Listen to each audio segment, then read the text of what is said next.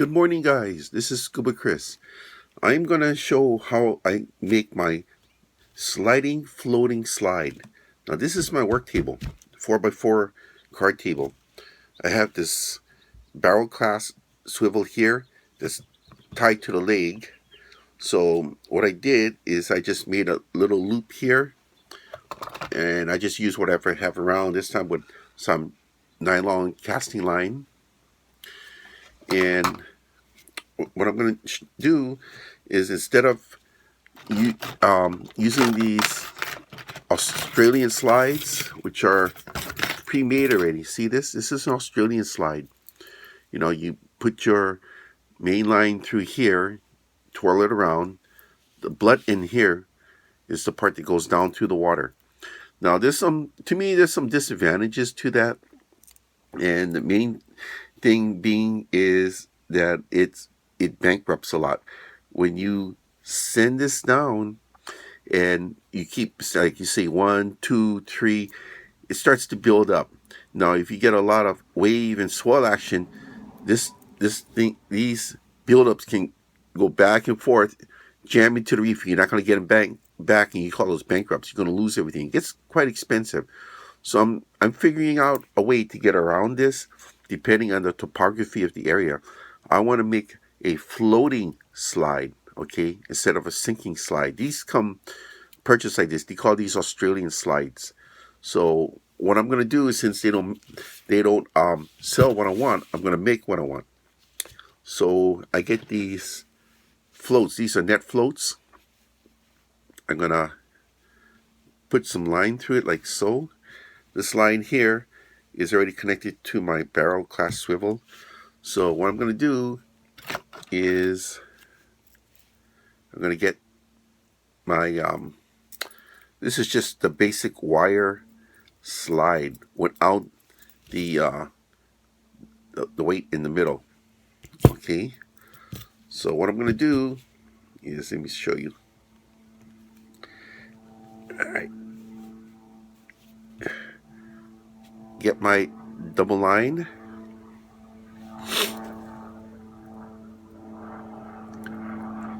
Loop it through the number 2 crane swivel, like so.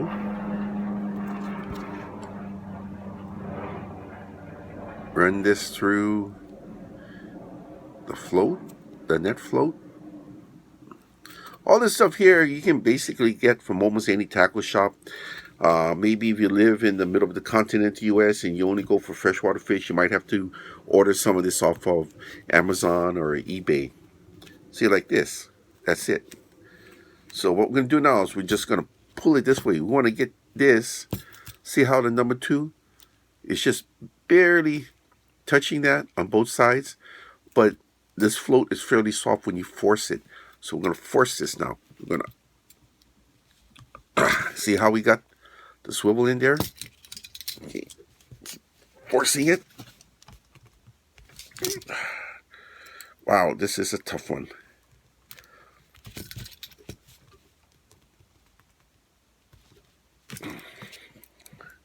Yep, this one's tough. Well, swivels through.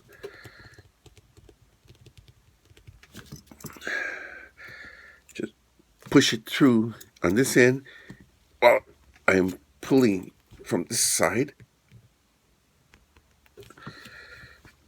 Wow, this is a little bit tougher than the others I've done.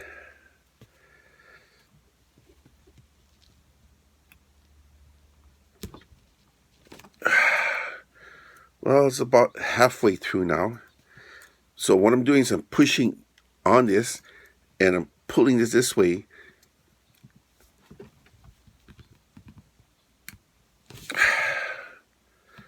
Almost to the end.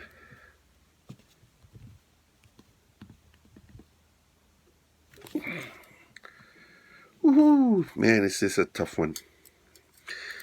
Wasn't this tough on the other ones I did?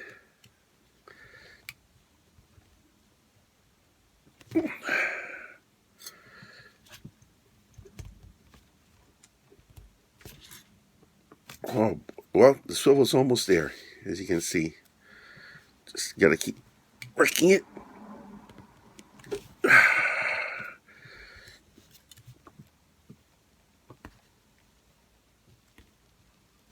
Yeah, almost out.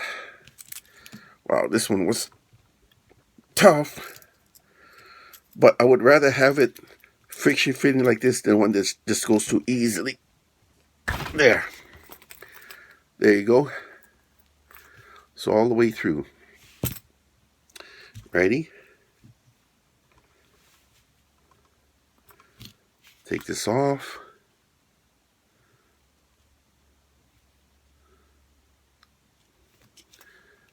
There you go. Now what we got here, see, this is your typical Australian slide that's weighted. This one here is what I just did is I made a floating slide. So you're going to do it the same way. You're going to put your main line through here, send this down first. And what's going to happen is this is going to float, all right? And back here, you got your number 2 crane swivel. From here, only thing you have to do is put a short leader, depending on the type of water you're in. Like say, if you're in deep water, you might want to put in like maybe 2 feet.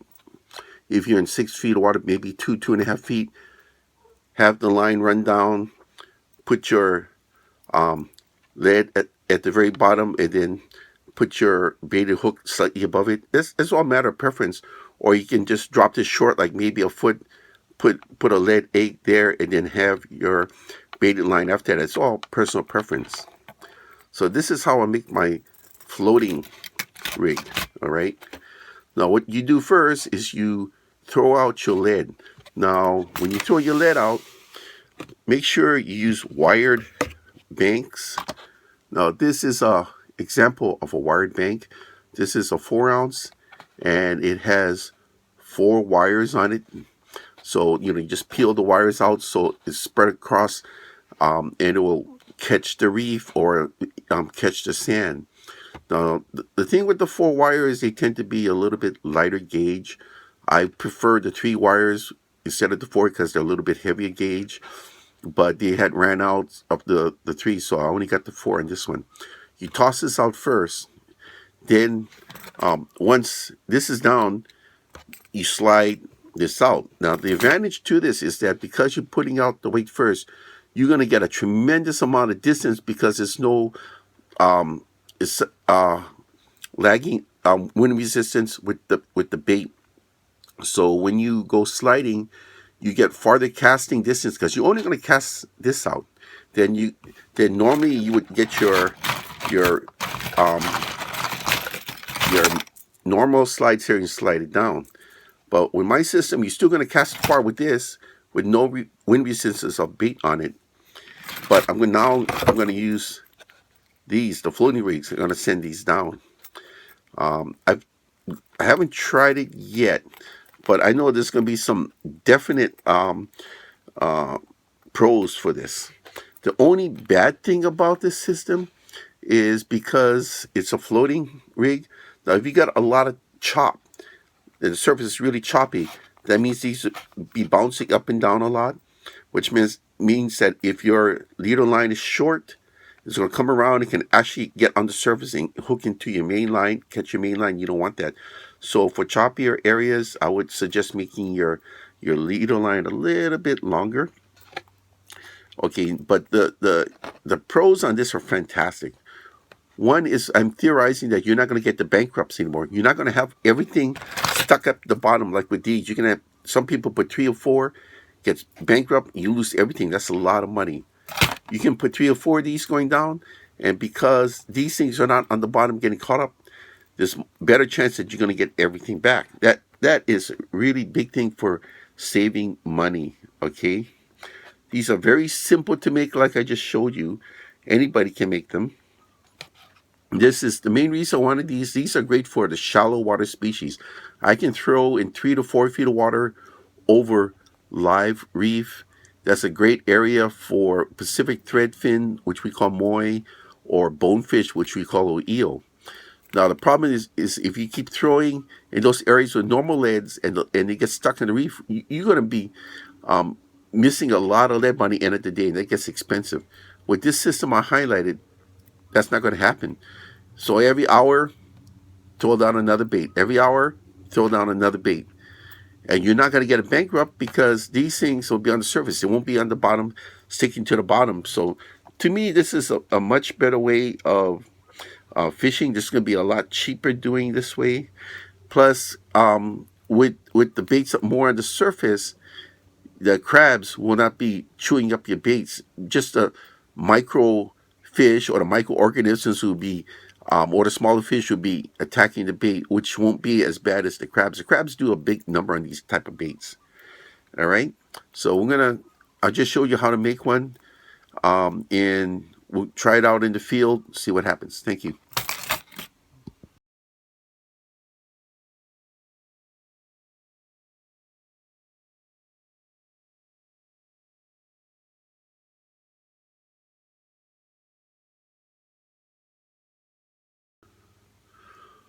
Also wanted to highlight, um, see this hole here is sometimes it's kind of tough to get the swivel in there.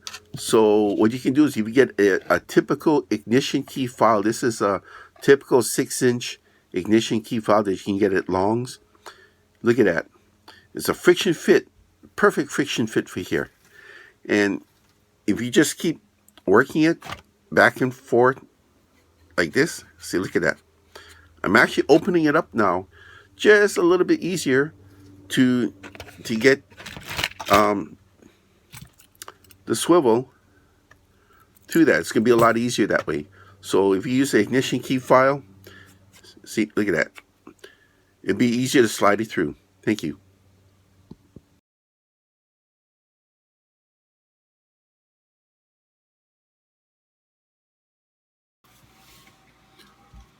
Aloha guys, this is the finished product.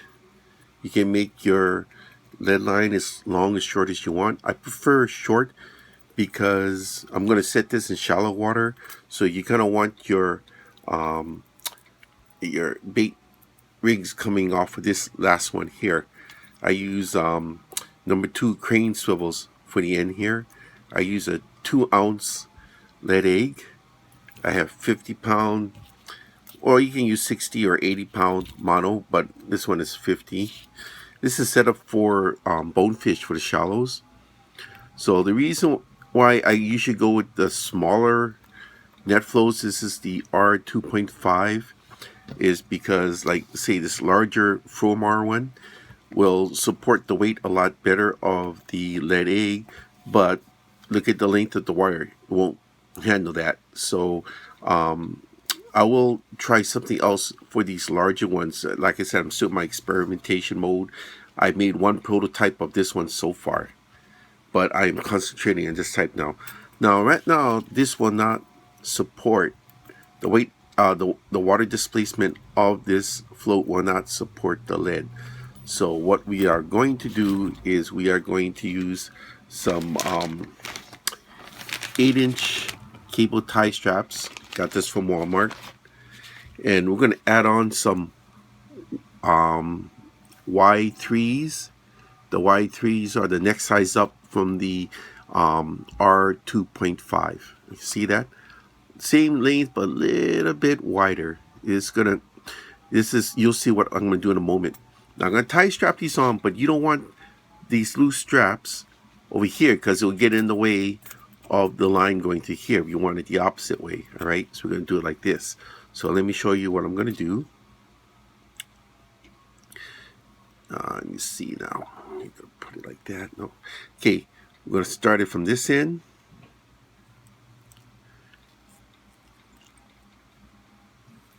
You always want to make it so the flat side here is facing, right?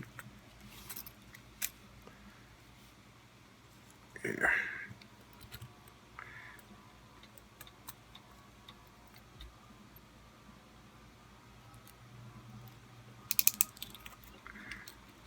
Just cinch this up. Okay, so it doesn't move like so. See, this part here doesn't get away with this. I don't cut it because I'm just going to leave it like that. There's no sense to cut it. Just going to have some sharp edges there that when your skin is soft will end up cutting you. So there's one. So there's one down. Let's see now. Ready? Make sure the flat side is facing outwards. Oh, yeah, the other way. I'm sorry.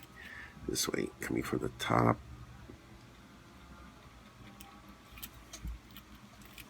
Yeah, that's correct. Okay.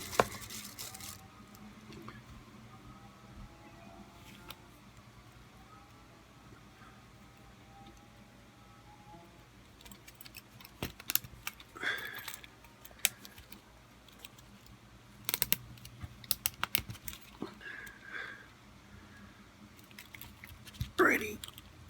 Get this was facing forward.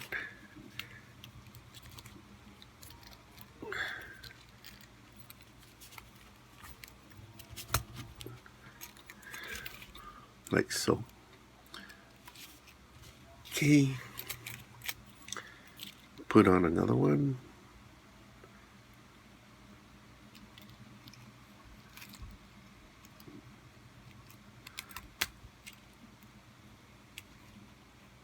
Getting a little tight in there now, putting these through, because I want it arranged in a certain way, which is, like I said, see the flat side over here? See that? You want that so it's going to be up here for this to catch properly. So, putting on another one.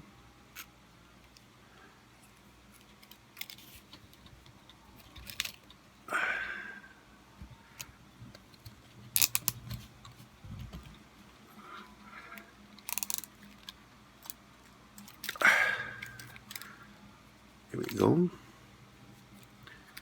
Get 3 up.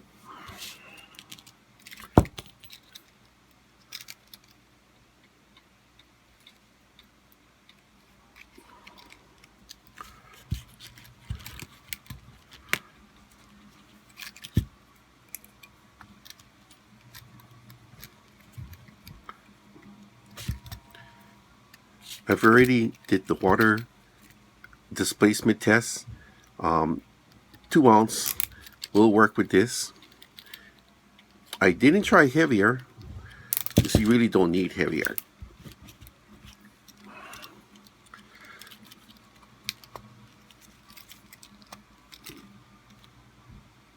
And one more.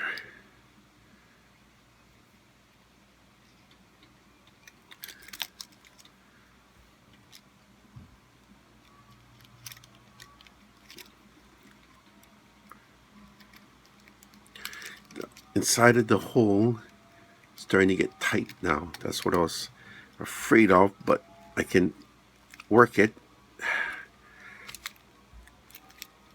There, came out. Last one.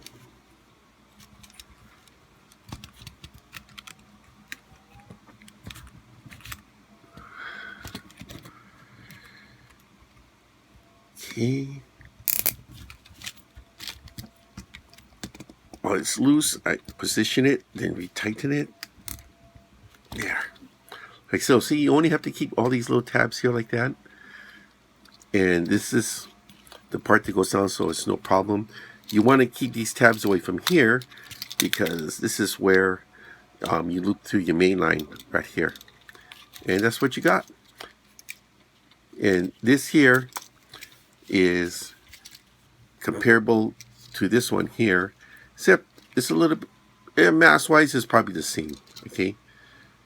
But I already came up with one with this, and these will probably work too, but I don't know. So far I've been doing it this way. It works, but I'm going to make a couple like this and then try them both out, okay? So that's what the finished product looks like. That is my floating sliding rig, okay?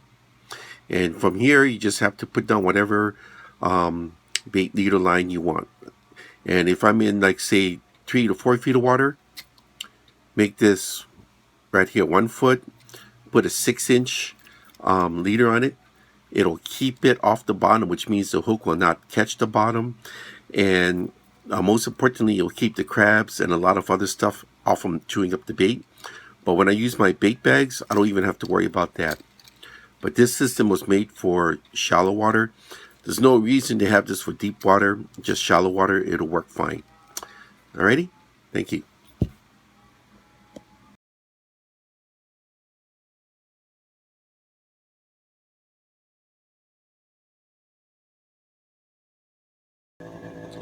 Okay, let's see if my sliding slide will hold up in water. Well, the floating part floats, but let's see. That the lead was a little too long, so we'll just wrap it up like so. Try it again. And it does float with the 2 ounce. Fantastic.